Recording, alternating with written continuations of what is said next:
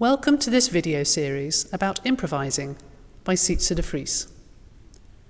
You can support this video series by donating the amount of your choice to Sietze de Vries' Patreon account, which can be found by searching Sietze de Vries Patreon or by finding the link in the description below the video.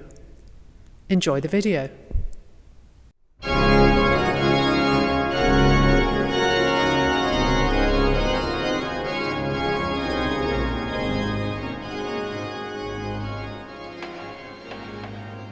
So for the next few lessons I'd like to do something different.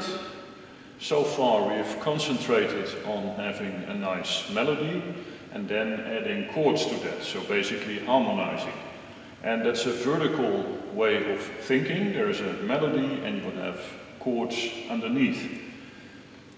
You can of course do it in another way, and this is actually also a way that they did in earlier days a lot, and that's working from a bass line. So I would like to explore with you how to make a chaconne or a passacaglia. That's basically the same thing. The main idea is that we have a bass line, and let's pick a very simple one.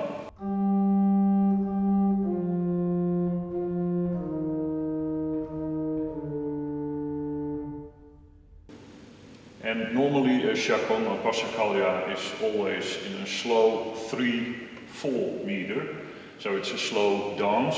And actually you can tell that the word passacaglia has some Spanish roots, because if I would just put the triads in root position on this bass line, you get something like this.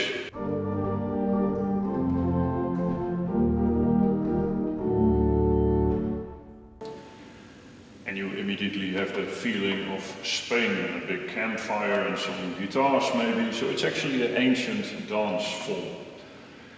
Well, let's make the chords a little bit more sophisticated, so instead of having just root positions on the notes, which causes parallels of course, let's do first a normal 1, so G minor, a 1, so a G minor chord on the bass note.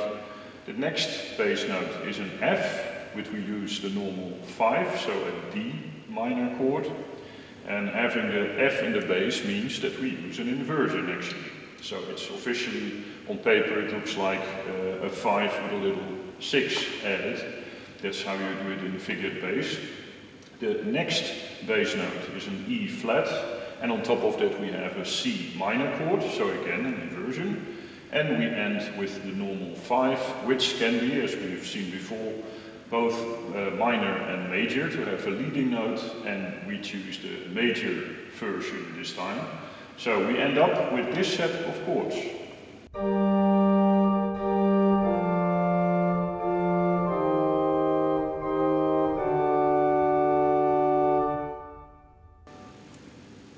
And now the interesting thing is the harmony is already given, so you don't have to worry about it.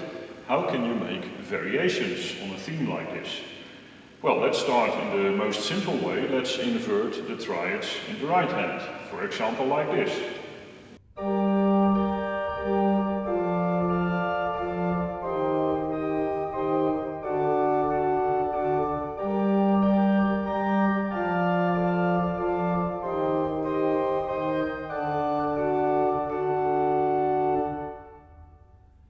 That's actually a great way to really get to know the chords. In case you're not completely sure what the triads are, inverting them always helps you to really be sure what to do.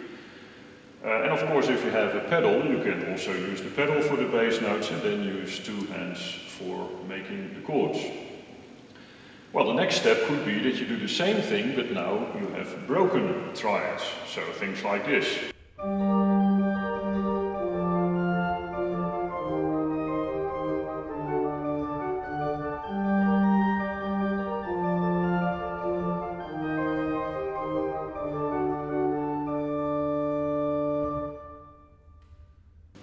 And of course you don't have to stick to the right hand all the time to make variations. The left hand can make variations too. So a simple motive like this could make for a nice variation.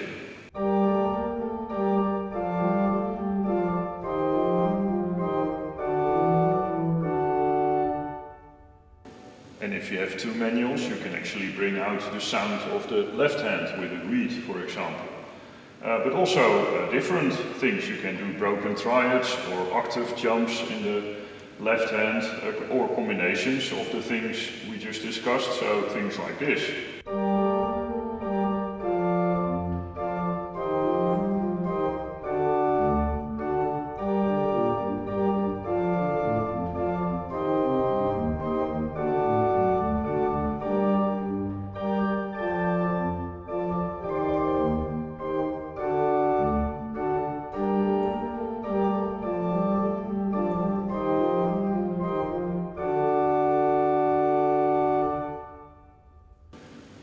So this way you can easily already make 5, 6, 7 variations.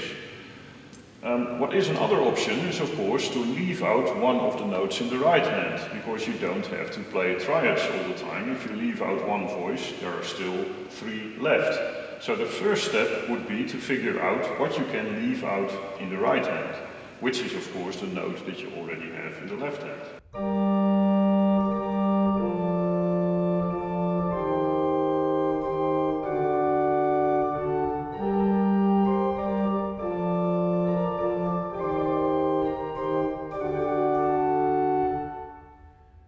And now it gets interesting, because you only need 2 notes, you have more freedom with your fingers, so now you can make some ornaments, some little motifs, some little melodies even. And that's actually a question of just doing by trial and error. You will find interesting things to do. So to give you a few examples.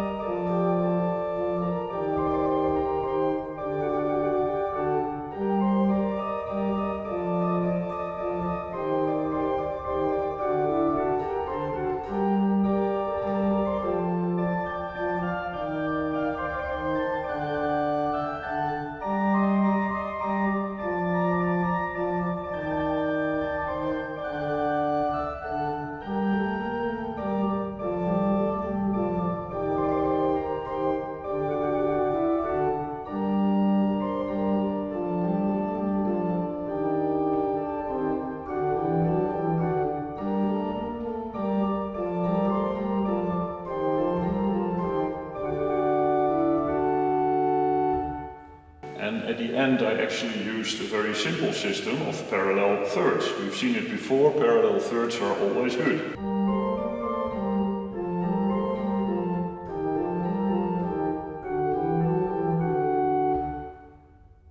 And that actually brings me to the next variation. You can leave out 2 voices in the right hand, so that you only have 1 voice left, 1 in the left hand, 1 in the right hand. And then you can make nice melodies, and the parallel third is actually a nice way of starting, so that you start like this.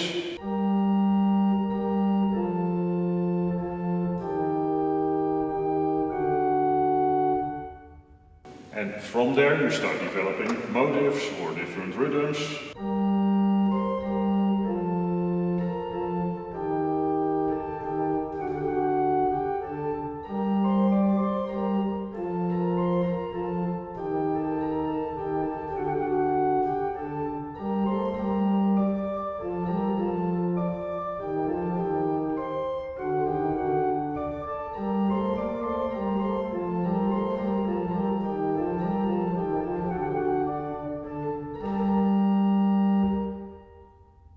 And so on. And actually, once you've done all these exercises, you can start making the real chaconne, which means you start with the main theme in the bass, and then probably something very simple like a parallel third, and from there you start developing it more and more. So let's give you a short example with some ideas that you can use to make it happen.